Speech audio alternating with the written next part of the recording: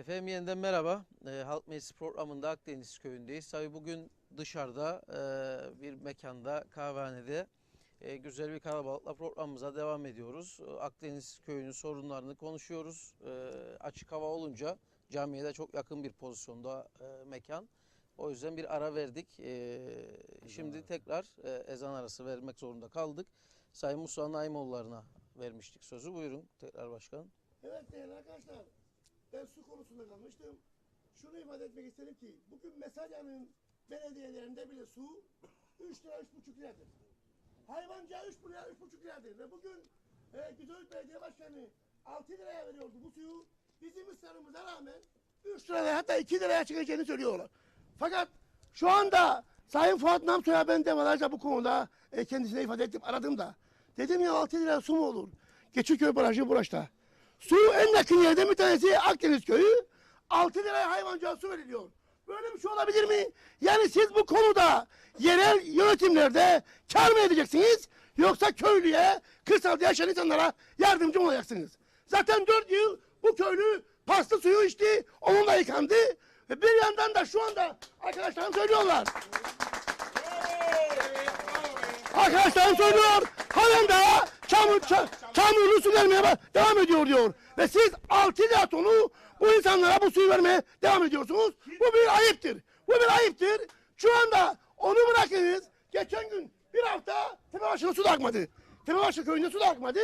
İnsanlar su da bulamadılar, yıkansınlar. Muhtar diyor ki köyün birinden, kuyunun birinden diyor hayvancıya vermeye çalışıyoruz. Bu çok güzel bir harekettir. Hayvancının ve özellikle tarımda, hayvancılıkta bu suyun maliyetini düşürmek gerekir. Biz girdi maliyetlerini düşürmek için müdahale ediyoruz. Sayın Akar diyor ki bugün Bakanlar Kurulu açıklama yaptı. 18 Mayıs'a kadar 33 milyon lira vereceğiz tarım sektörüne diye. Sayın Akar Mart ayında 50 milyon verilmesi gerekirdi. 11 milyon küçükbaş hayvancının alacağı var. Sadece yarısı 4,5 milyon büyükbaş hayvancının alacağı var. 7,5 milyon 14 milyon mazot desteği var.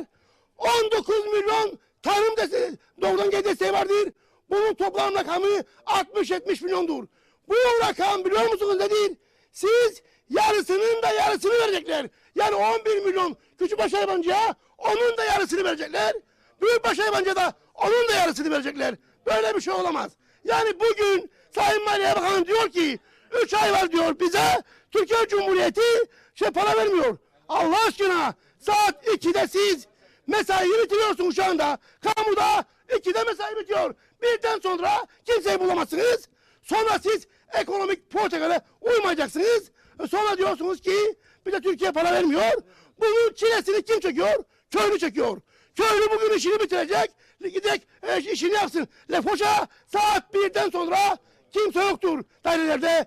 Esnaf da bugün aç kalacak Lefoşa'da. Çünkü saat 1'de giden memur hangi esnaftan sandviç alacak, yemek alacak, onları batacak. Yani Allah aşkına saat 2'de bugün dairelerin kapanması doğru bir anlayış mıdır?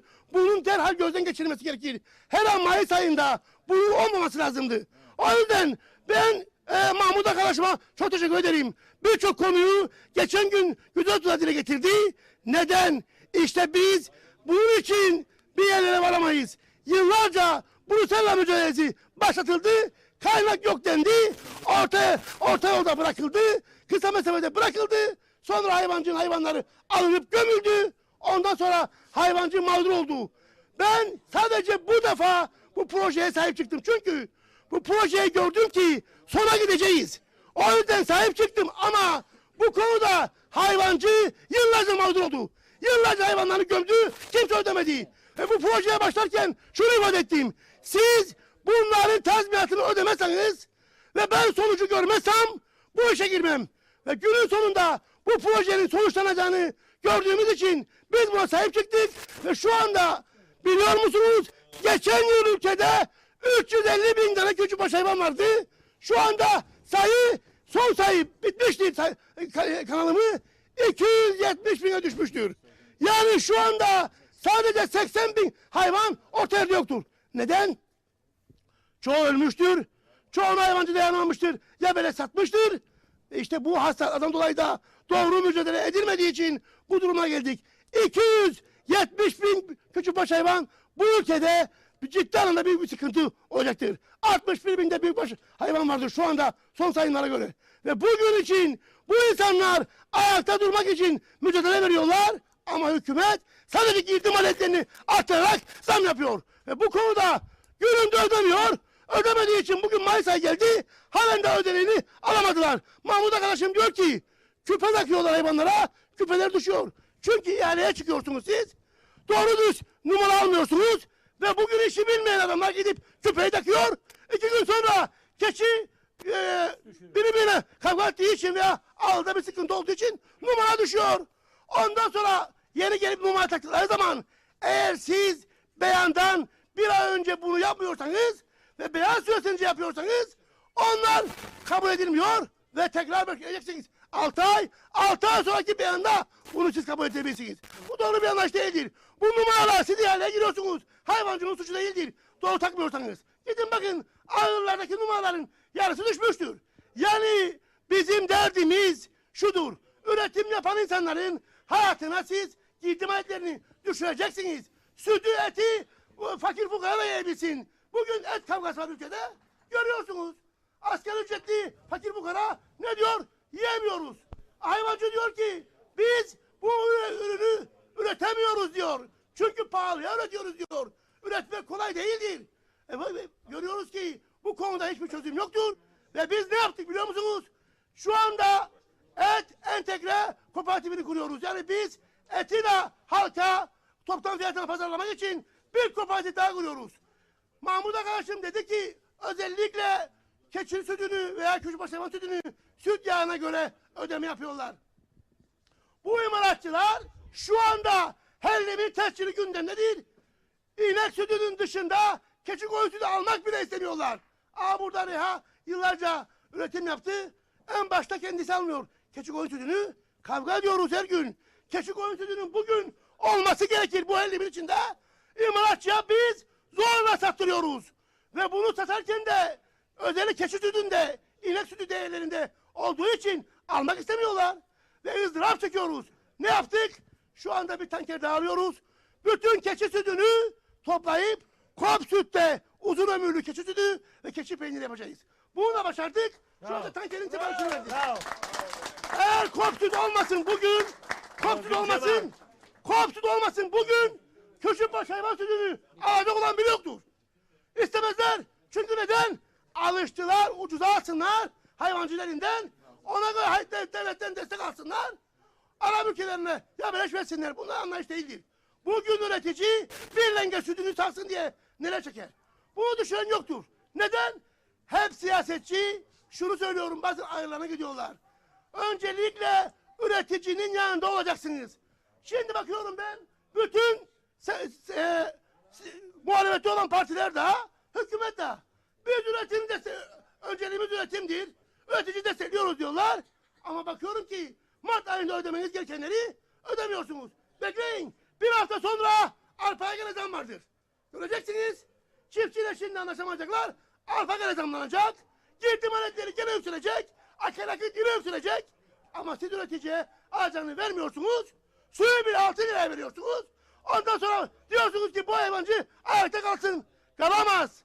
O yüzden siz üretimin girdi maliyetini ucuzlayacaksınız. Hatta fakir fukara da süt içebilsin, et yiyebilsin. Bizim derdimiz pahalı etmek değil ya. Hep bunu söylüyorum ben. O yüzden kimsenin ağırına gitmeyecek. Bu halk konuşuyor artık. Konuşacak. Bazen Sayın Akar ağır olabilir. Ağır olabilir. Arkadaşımın sözleri ağır olabilir. Ama canı yandığı için ağırdır. Evime gidiyorum diyor. Çocuğum diyor suyla yıkanmak istemiyor diyor. Su bulaştırır ya. 2 adım önünde su. Geldi Türkiye'den 80 ton günde su. Denize akar. Ama hayvancı, çiftçi suyu 6 liraya alır. Anlayış kötüdür. O yüzden ben tabii ki arkadaşlarımla konuşsun. Şunu ifade ediyorum. Bu açıklanan rakamlar yine kandırmacadır. Yine hayvancının süt parası bugün ayın 9'u 10'udur. Yine ödenmemiştir. Yine destekler 3 aydır ödenmemiştir. Sadece para yoktur zihniyeti vardır. Bu doğru bir anlayış değildir. Biz usandık bunlardan. Doğru politika yapılsın. ölü köylünün, kırsalda yaşayan insanların öncelikle yanında olsun. Kanser bu bölgeye geldi. Arkadaşlar diyor, siz de duydunuz Sayın Akar, Yayla köyünde kanser vakaları aktı. Burada yine arkada duyuyorsunuz, üzülüyoruz ya. Bir evde 3 tane kanser olayı vardır. Bunlar doğru şeyler mi? O yüzden şunu diyoruz, siz öncelikle politikanız insan odaklı olacak. İnsanı düşüneceksiniz.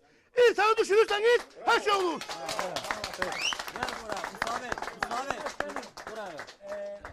Hayvan yemin torbasının ne kadar olduğunu da söyle. Lütfen. Doğru, işte söylüyorlar. Bir torba yem 60 TL. Hadi alın da yapın bu işi. Yapın. Alın da yapın bu işi. Sonra da çıkıyorlar diyorlar ki kuzunun fiyatı 15 lira oldu kilosu. Efendim dananın kilosu 12 lira oldu. Ya gelin yapınız. Bu insanlar sizden iş istemedi, ekmek istemedi, para istemedi. Siz bu insanlara hakkını veriniz. Bizim derdimiz kavga etmek değil. Üreten insanların ürettiğinin hakkını almasıdır. Destek de istemiyoruz. Siz ürünün maliyetinde veriniz. Domates üretirler, bazı sene hayvanlar dökerler, bazı sene iyi gider. Geçen yıllarda gördüğünüz domatescileri bu bölgede hepsini yabeleş verdiler. Toptancılar aldı elinden. O da sıkıntılı. Tarımsal ilaçların doğru kullanılmaması sıkıntılı. O da kanser vakalarında ciddi anlamda tehlikedir. Bunun da ciddi anlamda üzerine gidilmesi gerekir. Ben teşekkür ederim. Sağ olun. Bravo. Olmaz. Evet. Verin bakalım. Son yarım saatimiz kaldı. Yarım saat sonra bitireceğiz programı. Onu da ifade edelim. Yarım saatte söz almak isteyenler alsın. Tabii ki serbest. Tamam. Buyurun. Demin de Buyurun. sözüm yarım kalmıştı benim. Buyurun. Hayvancı olarak bir konuyu atlamıştım. Evet. Hayvancı olarak bir konu atladım. Muhtarım da belki şimdi şu an bu konuyu unutmuştur. Hiçbir ahırımızda altyapı yoktur.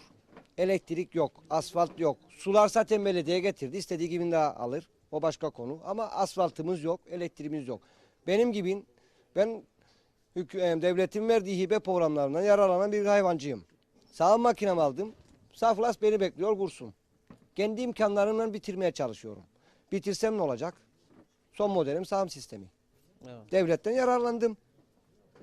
Soğuk kazan alayım getireyim evime kurayım. Sağayım sütü dökeyim içine. Sıcak süt genen. Genen değişen bir şey yok. Yani köyümüzün hiçbir yerinde altyapı yok. 2 büyük çiftlik haricinde dışında küçük varsa hiçbirinde altyapımız yoktur. Ya benim gibi bütün çobanlar köyde hepsi yani 3-4 kişinin son modelin sağım sistemi var kurulu ama maalesef adamlar hala da elde sağıyor. Çünkü sağsam diyor sağamaz. Evet. Mazot aldı başını gitti. Ya jeneratörü işletse gene sağamaz. Ya sağdığı sütü günlük mazot parası emeği değil adamın. Benim gibi ya kurduk olduğu gibi duracak. Ya bu konuda hükümetimiz yani bir el atarsa bu işe ya belediyemiz kimse yetkili kişi ya gerçekten bu altyapı bize gerekiyor. Sayın Başkanım söyledi biraz önce bir tanker daha alıyoruz diyor bu iş için. Tankeri aldığımda ben ne yapayım gene sıcak süt dökeceğim tankere. Yani hiçbir faydası olmayacak. Güzel bir şeydir. En azından sütümüz faydalı. kesilmez. Hayvanı istediğimiz saat içeri sağıma alın. Serinde sağın, sabah erken serinde sağın, soğuklar zincire gider süt. Çok güzel bir şey bunlar. Ama sonucu olmayınca hiçbir şey yok. Şimdi o buzlukları eve de koyabilirsiniz. Oradan da alabileceğiz. Eve bile gel alacak oradan da. Evde alacak. Zaten sonuçta onu yapacak gene. Dediği gibi başka eve koyacak ama ne için mandıramda elektrik olmasın benim. Evet. Yani elektriği bana korsa zaten benden parasını alarak elektriğin. Ya ben kullandığım elektriği ödeyeceğim mecburen. Oraya götürmek lazım. Yani oraya gitmesi lazım. Teşekkür ederim. Evet.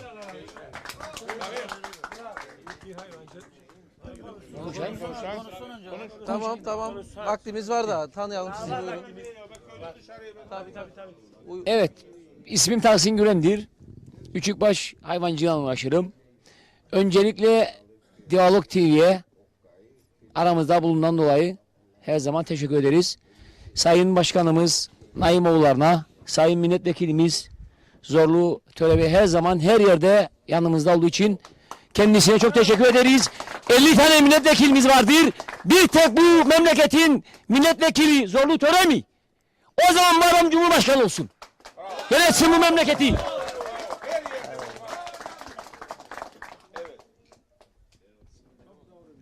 Evet. Şimdi Sayın Başkanımız da burada. Tek sıkıntımız bizim bu süt konusunda her zaman için süt kurumuyla, süt taşıyan nakliyeciyle her gün için bir sorun yaşıyoruz. Nakliyeci diyor ki ben bu saatte geleceğim. Sütünü getirin. Adam sanki vali buranın. Biz saatler değişmedi. Saat 5'te karanlık ağla gittim ben. Işığıyla hayvanlarımı sardım. Adama satına sütü getirdim. Şimdi adam evinemiş 11'de gidermiş gece. Ben ne yapayım? Koyayım hayvanlarımı saat 5'ten sayıma süt getireyim. Değiştirdik arkadaşı, değiştirdik. Arkadaşı değişti. Aynı şekilde devam eder. Evet. Sorun gel devam eder. Aynı şekilde. Devam eder. Aynı şekilde devam eder. Tamam devam edelim. Şimdi bir daha bu Avrupa Birliği'nin verdiği hibe şeylerinden faydalanmak istedik. Bilmiyorum tamını yapacağımız proje ille Koçanlı bir mi olacak? Mera olacak? Gerekmez. Tamam. Evet. Tamam. Söyleyeceğim bu kadar. Teşekkür ederim. İyi akşamlar. İsmim Zafer Can Türk. Şimdi köyümle ilgili değil söyleyeceğim ama her gün kullandığımız Akdeniz Lefkoşa yolu, Yılmazköy Lefkoşa yolu. Her gün için o yolu ben kullanıyorum. Tabii köylülerimizin onda 8'i kullanıyor. O yolumuz ölüm yoludur. 10 kere makamlarımıza, yetkili bilgilerimize bilgi verdik bu konularda. Hiçbiri ilgilenmiyor. Lütfen buradan tekrardan duyuruyoruz. Siz de sanırım şimdi o yoldan geldiniz. O çukurları, her şeyi gördünüz. Ya ille benim olması gerekmiyor. Bütün halkımız bizim kardeşimizdir. Her gün o yolda bir kaza oluyor.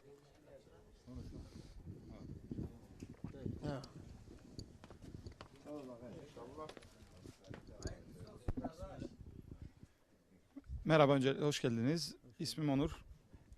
Ben de bu köyün genci olarak birkaç bir şey söylemek isterim. Su konusu, anten konusu falan, hayvancılar konusu, temennimiz bir an önce hepsi hallolunsun. Tahsin amcamın da az önce söylediği gibi bu Avrupa Birliği'nden projeyle hibe programları var. Faydalanılabilecek konular var. Şimdi birçok köydeki genç arkadaşımız burada yok. Az önce dediği gibi Türk Koçanlı mı olsun, ne bileyim eşdeğer mi olsun. Şimdi biz bu konular belki bir şekilde devletimiz tarafından, hükümetler tarafından hallolunabilir. Biz bence yani ben de bu köyün bir genci olarak biz köyümüze yatırım yapmak isteriz. Hani sonuçta bu konular hallolunur ama gene günün sonunda ben bakarım benim cebimde ne var, evimi nasıl geçindiririm, ekonomik olarak nasıl kalkınırım, köyümde nasıl bu şekilde gelişir. Şimdi biz bir şekilde bir yerlere bir kendi imkanlarımızca yatırım yapmaya çalışıyoruz. Görüyorum ki bizim yani nasıl ki hayvancıların altyapısı tamam değil, deniz yollarımız da tamam değil. Ya da benim kendi yapmış olduğum bir projem var köyünle ilgili. Hani gerek turizmle ilgili. Devlet Planlama Örgütü'nde de olsun ya da devletin bu hibe programlarından olsun. Sadece Avrupa Birliği değil sonuçta. Kendi devletimizin imkanlarını kullanabiliriz bu konuyla ilgili. Bizim köyümüzde belli bir bölgenin sit alanı, hani bu eski eser alanı oluşundan dolayı hiçbir şekilde hiçbir şey yapamıyoruz. Tamam eski eserlerimizi de koruyalım, kaplumbağalarımızı da koruyalım, bitkilerimizi de koruyalım. Ama bu yasaya ya da bu maddeye neyse artık bir genişletilme getirilsin. Ya da gerekli görevli arkadaşlar orada çalışma yapılacağı zaman gelsin. Gerek temel kazısında, gerek ne bileyim orada bir inşaat yapımında orada bulunsun. Eğer eski eser varsa tabii ki korunma alanına alınsın. Ama biz bu köye hiçbir şekilde yatırım yapamıyoruz bu konuyla ilgili. Yani bir mağduriyetimiz de budur bu sit alanıyla ilgili. Yani deniz burada. Deniz burada, ormanlık ormanımız alan var burada, ama- tarihi eserlerimiz var. Tamam tarihi eserlerimizi sit alanı olarak ilan ettiler. Bugün eski eserler dairesi çıksın gelsin görsün bizim aşağıda bir sürü tamam bir kısım tellenme yapıldı, bir kısım şey yapıldı ama yeterli değil. Bugün bir turist geldiği zaman sadece deniz değil, ormanı var, doğası var, tarihi eseri var. Yani bunları nasıl, Kullanabilmek ne şekilde geliştirebiliriz köyümle ilgili ve bu köyün gençliği yani bir yatırım yapalım. Sürekli gelip illa da Türkiye'den, İsrail'den yatırımcıların yatırım yapması önemli değil. Biz birbirimizi destekleyerek de burada yatırım yapabiliriz ama nereye elimizi uzatsak nasıl ki hayvancıya bir şekilde önüne engel konuluyor. Nasıl ki bir şekilde sorunlar oluyor. Biz de hani bu genç girişimciler de bu şekilde bu konularla ilgili önümüzde engel görüyoruz. Yani bu Bu konuyla ilgili de bir çalışma yapılmasını Sağ ol. arzu ederim. Son 20 dakika kaldı. Kral bize sordu mu ya buraya gelirken? Allah Allah. Son 20 dakika kaldı. Konuşmak isteyenler Kaç? bir programın sonuna geldik. Evet ver buraya Oraya bakalım. bak arkasına Musa. Köyümüze Diyalog TV olarak hoş geldiniz. Hoş bulduk. Burada arkadaşlar her konuda köyün dertleriyle ilgili konuştular. Yalnız ben kanımca bir şey unutmuşlar söylesinler. Onu da söylemek bana nasip oldu. Zamanıyla hangi hükümet olduğunu da bilmiyorum. Bir şey yapmışlar Eminönü. Ve bu köyün gelişimine bayağı balta vurmuşlar. Çünkü köyümüzün 100 metre dışındaki bütün araziler Eminönü altında. Adamın orada 5 dönüm arazisi var, bir ev yapabilir. Yapamıyor da. Bu şekilde köyümüz Gelişemiyor. gelişmesine bir engeldir. Bir an önce bu emirnamelerin düzeltilip ve zannederim tek bir Akdeniz köyüdür. Bu emirnamelerden en çok etkilenen. Dolayısıyla bu emirnamelerin ilgili mercilere ellerin duyması için söylüyorum. Bu emirlere bir an önce bir çare bulsunlar. Bizim köyümüzün de gelişmesi ne yardımcı olsunlar. Teşekkür ederim. Peki. Var mı? Gel. Tamam. Size de verelim. Memnun olduk geldiğiniz için. Ben köy ekmekçisiyim. Benim elektriğim yok. Mandıralar bölgesindedir. Yıllardır jeneratörle çalışıyorum.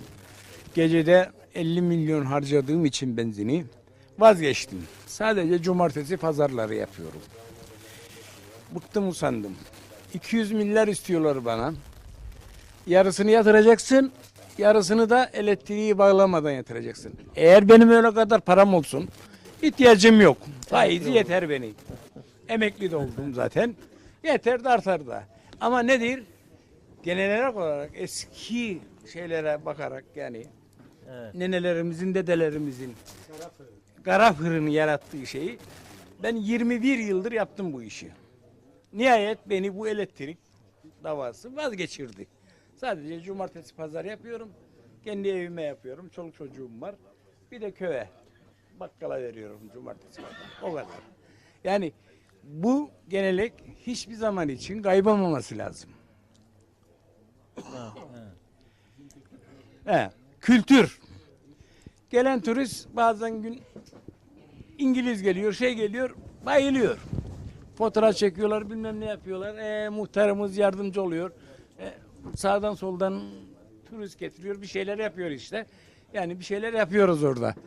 Yani devletin böyle şeylere yardım etmesi lazım. Eğer ki sen bana elektrik koyacaksın, sen paranı alacaksın kardeşim. Bir de tehditlen diyorsun ki yarı parayı yatıracaksın, yarısını da elektrik bağlanmadan. 6 direkle benim fırınıma elektrik gider. Çok doğru. Anlamadım. Benim ondan sonra dur da çalış da o 200 milyar. Allah kerim. Evet. Evet. Yani işlerim daha önce çok güzeldi yani. Bizim yatırım yapmamız. Yani yatırımdır bu. Büyük bir yatırımdır yani. Köydeydim. Köyden attılar beni. Köylü imza topladı. Rahatsız oluyorlardı. Benim bir Yani aracım dışarı var. çıktı. Oraya kurdum. Tabii. Evet. Tabii. Duman çıktı. Yani. Yani. Evet. Ve yıllardır başladınız başlayalı. Diyalog gazetesi okurum. Köşenizi her zaman okurum. Çok memnunum. Çok teşekkür ederim. Sağ ol. Eksik olmayın başımızdan. Teşekkür ederim. Evet, var mı? Ha, buyurun. Bir tamam buradan sonra size verin tekrar, tamam. Eminönü'yle ilgili kırsal kesimdeki gençlerin sorunlarıyla ilgili geçmişte çok mücadele ettik. Şimdi de ediyoruz. Şimdikiler de ediyor. Bu emirnameler açık ve net söyleyeyim. CTP döneminde çıktı. Bununla ilgili çok mücadele ettik. İlgili bakanımız da Özkan Murat'tı. Bununla ilgili yanına gittik. ve bize söylediği çok güzel, aslında biz sitem ederken o bize çok güzel bir cevap söyledi. Toplumun gelişmesine, çoğalmasına göre kanunlar, yasalar tekrar gözden geçirilir ve değerlendirilir. Belki bilmeden söylemiştir, belki bilerek söylemiştir. Bununla ilgili olay şudur. Benim tahminimce Avrupa Birliği uyum yasaları veya işte evet hayır döneminde herhangi bir anlaşma olacak diye bu emineler çıktı. Ve konu şudur. 25 dönümden tarım amaçlı araziler, 25 dönümden küçük araziler parsellenemez, bölünemez. Bir dönümden küçük araziler parsellenemez, bölünemez. Bununla ilgili o dönem gazetecileri getirdik. Arkadaşlar biliyor. Ve ilgili bakana dedik ki bu böyle olamaz.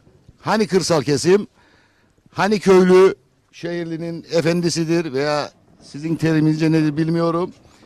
Arzumuz, isteğimiz tekrar gözden geçirilmesi. KKTC küçük bir yer, Kıbrıs Adası küçük bir yer. Yarısında veya 1/3'ünde oturuyoruz. Toplum günden güne çoğalıyor. Biz bekleyemeyiz. Avrupa'ya gireceğiz diye gençlik bahsediyor sorunlardan. Biz bunu bekleyemeyiz. Hayat devam ediyor. Gençlik çoğalıyor, sorunlar çoğalıyor. Bunun için de ilgili makamlarımızın acilen bunları gözden geçirmesi gerekmektedir. Geçirdiklerini de tahmin ediyorum. Ama çözüm. Tekrar söylüyorum. Sorunlarımıza çözüm. Çok teşekkür ederim. Yine ben söz almak istiyorum. Tabii hayvancılığın hiçbir zaman bitmez ya sorunları da.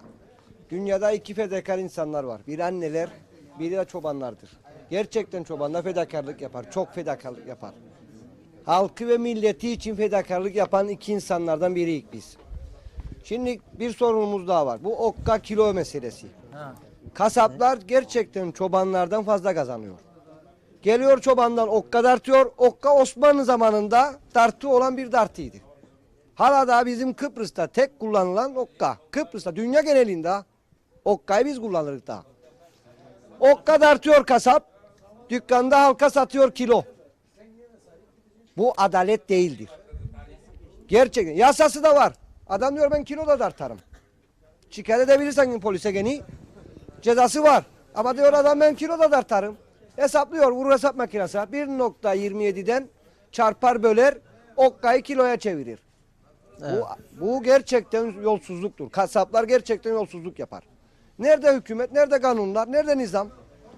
Gerçekten bir hükümetimiz, bir şeyimiz varsa, nizamlarımız varsa, kanunlarımız varsa, ben davet ediyorum yani, bunu gerçekten kontrol alsınlar. Evet. Kasapları kontrol altına alsınlar. Okka kilo meselesinde gerçekten milleti çalıyorlar. Teşekkür ederim. Peki. Evet. En son sözü veriyoruz. Var mı? Verelim muhtara o zaman. Ve en son verelim Zorlu Bey'e, madem bitirelim artık. Evet, şimdi köylümüzü dinledik. Hayvancımız başta en büyük sorun su ve çarpık ağıllar. Yani yıllarca bu ağıllar çarpık yapılaşma gösterdi ve köyün dört bir tarafında yerleşti ve bunu bizim getirdiğimiz makamlarda ya ağılından vazgeçecek, yeni bir ağıl bölgesi ilan edilecek ya da ki kaymakamlık müfettişler yerinde incelemeler yaptı. Bunu çok ciddi bir şekilde çalışma yapılması lazım ki o ağılın elektriği, suyu, her şeyi yasallaşsın. Evet, yollarımız çok kötü. Doğrudur. Adanın her yerinde olduğu gibi ama biz hep bu tek yolda kaldığımız için büyük bir baskı yaptık bakanlığa ve geçtiğimiz bir ay önce Kemal Dürüstü bakanımızı buraya getirdik. Burada bu masada oturdu ve bütün bölgedeki bu iki tane ısrarla istediğimiz yolun ölçümleri, değerlendirmesi yapıldı ve bu ölçümler, değerlendirmeler biliyorsunuz yardım etrafından yapılıyor yollarımız. Oralarda projelendirildi. Artık ne zaman nasıl takip ederiz biz gidiyoruz. 2 gün önce yine köyden arkadaşlarla oradaydık. Ama bu köyün güzel yurt da bağlanması, bu köyün ve yaylanın ve ODTÜ, çünkü yarı yol denize kadar geldiydi o çift şerit yol. köyün kaderini değiştirecektir diye düşünüyoruz. O nedenle ısrarla o yolu istiyoruz. Ben Sayın Başkan'a çok teşekkür ediyorum. İyi takip ediyor hayvancıyı ve her köye sevgili milletvekilimiz Zorlu Bey'le gidiyorlar. Hayvancı gerçekten adanın her yerinde çok iyi, çok kötü durumda ve bu 6 TL'lik sunun gerçekten bu geceden sonra yine iyi takip edilmeli ve nasıl Güzel Yurt 2 lira 3 liralara kadar veya Magos'a 3 liralara kadar Sayın Belediye Başkanımızla yapılacak bütün çalışmada bizden de destek talep ederseniz biz de çevre köy muhtarları olarak, muhtarlıklar, azalar olarak destek vermeye hazırız. Çünkü hayvancı bu 6 TL'ye bu suyu alamaz. Bu büyük bir sorundur. Bu gecenin sonunda hepinize teşekkür etmek istiyorum. Zorlu Bey'e verirseniz sözü. Bir çoban 300 lira ödeyebilir mi su parası? Evet. Ayda. Peki. Buyurun Zorlu Bey. Evet, değerli Akdeniz köylüleri ve Diyalog TV'nin değerli yöneticileri, tabii ki 32. haftada sizlerle buluştuk, Akdeniz'de buluştuk. Adı güzel bir Akdeniz köyündeyiz. Hakikaten tabiat da çok güzel. Burada üretim yapılıyor, hayvan yetiştiriciliği yapılıyor ama birçok sorunlarınız da olduğu aşikar, orta yerde belli. Gerçekten 6 TL'ye su verilerek hayvancılık yapılması doğru değildir. Mutlaka hayvancılığı teşvik manasında ve girdi fiyatlarını ucuzlatmak maksadıyla elektrik ve suda en azından çok düşük fiyatlar uygulanması gerektiğine inanıyorum. Ayrıca girdi fiyatlarını ucuzlatacak yem bitkileri yetiştiriciliğinde bu bölge çok uygun bir bölgedir. Dolayısıyla yani sulanabilir arazilerinizi burada tarım suyuna sulayıp girdi fiyatlarını mutlaka ucuzlatmak lazım. Yem bitkileri yetiştiriciliği yapmak, hastalıklarla hayvancılıkta mücadele etmek fevkalade önemlidir. Geniş bir tarama yapılıyor bu konularda ama alınacak daha çok yol vardır, mesafe vardır diye düşünüyorum. Ayrıca mücahit puanım vardır, ben hakkımı alamadım diyen arkadaşa ben bunu defalarca televizyonda da mecliste de dile getirdim. Bu ülkede kaynak vardır. Eşdeğerciye de kaynak vardır. Eşdeğerini alamayan insanlar var. Mücahit puanı olup alamayanlar vardır. Dolayısıyla bunlar da haklarını almalıdırlar. Çünkü biri aldı, öteki almadı doğru değildir. Yani eşdeğerci de hakkını almalı, mücahit puanı tutan insanlar da hakkını almalı. Eğer puan satın almışsa ve elinde o puanlar duruyor, onlar da haklarını almalıdırlar. Çünkü bu ülkenin tapusunu almak hepimizin ihtiyacıdır. İnsanı yaşat ki devlet yaşasın. Biz insanları yaşatacağız, tapu sahibi yapacağız, üretici yapacağız, üreticiyi kalkındıracağız ki devletimiz de yaşasın. Devletin birinci görevi insanları yaşatmak ve devletin yücelmesini de sağlamaktır. Çünkü biz büyük bir ulusal mücadeleden geçerek bugün bir devlet sahibi olduk. Dolayısıyla eskiden korku içerisinde yaşardık. Bir köyden bir köye bile gidemezdik. Kendi köyümüzde can güvenliğimiz yoktu. Ablukalar altında hep yaşıyorduk. İşte bugün bakın Akıncılara yol yapıldı ve Akıncılara gidip geliniyor. Güneyden gelen Rumlar da o bölgeye serbest gidip geleceklerdir. Ama bazı gazeteler abluka kalkmadı Akıncılara gibi ifadeler kullandılar. Bazı siyasiler böyle ifadeler kullandılar.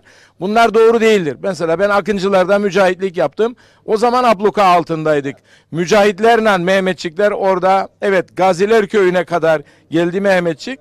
Daha sonra mücahitler de o sırt tepeleri tuttular ve birleşme oldu. Dolayısıyla bugün özgürüz. Güvenlik altında yaşıyoruz. Ama sorunlarımız da vardır. Ama sorunlar varken de bardağın dolu tarafı da vardır. Ve biz bugün özgürlük içerisindeyiz, güvenlik içerisindeyiz. Devletimiz vardır, anavatanımız buradadır. Dolayısıyla bakın denizlerde bile Doğu Akdeniz bölgesinde nasıl bir mücadele yapılıyor. Ama Rumlar bize hak vermek istemiyor. Eşitliğimizi kabul etmek istemiyorlar. Kabul etmezlerse etmesinler. Zaten bizim Kuzey Kıbrıs Türk Cumhuriyeti devletimiz vardır. Ve başımızda iyi ki bir ana vatanımız vardır. Ana vatan vardır. Çünkü Allah bizi, Cenab-ı Allah bizi ana vatansız bırakmasın. Filistinliler gibi bırakmasın. Bakın Srebrenica katliamının yıl dönümüdür. Orada 8.359 Boşnak Müslümanı evet Sırp katillere teslim etti. Hollandalı komutanlar ve o insanları orada hepsini katlettiler. Bir haftanın içerisinde sürekli katliam yaptılar. Kıbrıs'ta da bu katliamları biz yaşadık. Bugün özgürlük, güvenlik içerisindeyiz. Katliama uğrama korkumuz yok. Bir köyden bir köye eskiden gidemezdik, akrabalarımızı bile ziyaret edemezdik. Bugün her yere gidebiliyoruz. Evet, bazı kısıtlamalar vardır. Dış ülkelerden bize bazı ambargolar vardır ama onları da deleriz. Ama bu ülkede yaşamak için elbette devletin üretimi desteklemesi lazımdır. Hakkını alamayan eşdeğerciler, mücahit puanı tutanlara da puanlar verilmelidir. Emirnameler kesinlikle kaldırılmalıdır. Hükümetimiz de bu yönde çalışma yapıyor. Emirnamelerin kaldırılması için hem başbakan hem başbakan yardımcısının ağzından ben bizzat duydum. Grup toplantısında da duydum. Emirnameler gözden geçiriliyor. Çünkü Boğaz'da emirname var, Karpaz'da emirname var, Akdeniz'de emirname var, gemi konağında emirname var. Bu emirnameler ülkenin kalkınmasına büyük bir engeldir. Bunlar kesinlikle kaldırılacaktır diye düşünüyorum. Ve Kuzey Kıbrıs Türk Cumhuriyeti geleceğe insanlarıyla birlikte daha mutlu olacak şekilde ilerleyecektir. Bugün bu sıkıntılar vardır. Bunlar geçicidir diye düşünüyorum. Çünkü biz 96 yıl Türk ordusunun adaya gelmesini bekledik. 1878'den 1974'e kadar 96 yıl bekledik. 1950'li yıllarda 5 yıl üst üste kuraklık oldu Kıbrıs'ta 1950'lerde ve papaz dedi ki Türkiye'den su geleceğine daha zehir içerim dedi. Ama bakın 65 yıl sonra anavatan Türkiye'den buraya su geldi. Ve bu suya karşı olanlar da bu suyu içiyor. Neticede hepimiz bu suyu en iyi şekilde kullanacağız. Üretime de büyük katkısı olacak. Yeraltı sularına da büyük bir katkısı olacak. Bu su sorunu madem ki bu su Anadolu'dan geldi, öyle inanıyorum ki 1-2 senenin içerisinde kökten halledilecek ve hayvancılıkta da yem bitkileri yetiştiriciliği olacak ve büyük bir ucuzluk meydana gelecektir hayvancılıkta. Çünkü yem bitkileri hayvancılığın en önemli ham maddesidir, kaynağıdır. Onun için kesif yem olsun, kaba yem olsun mutlaka bunlar 1-2 yıl içerisinde halledilecektir. Dolayısıyla bu bölgemize, topraklarımıza, her yere sahip çıkacağız. Devletimize sahip çıkacağız. Akdeniz çok güzel bir köydür. Keşke sık sık daha fazla gelebilsem. Gelmeye çalışıyorum. Ama keşke sık sık daha fazla gelip birlikte olalım. Hep birlikte olalım. Hepinize saygılar sunarım. Sayın Bakanım, gençliğimizi lütfen kaybetmeyelim. Bu gençliğimizi lütfen Böylelikle kaybetmeyelim. Noktalıyoruz programımızı. Bu akşam Akdeniz köyünde güzel bir gece oldu. Hemen tabii söyleyelim, zaman zaman kopukluklar yaşandı. Programın tamamını Perşembe günü saat 8'de tekrar yayınlayacağız temiz kayıt olarak da. Böylelikle noktalıyoruz. Haftaya bir aksilik olmazsa Pınarbaşı köyünde birlikte olacağız ve çok daha kaliteli bir yayınla önümüzdeki hafta yeni aracımız tam kapasite devreye girdiği zaman çok daha güzel bir yayın kalitesiyle sizlere ulaşacağız. Böylelikle bu haftayı noktalıyoruz. Haftaya tekrar görüşmek üzere. Herkese iyi akşamlar.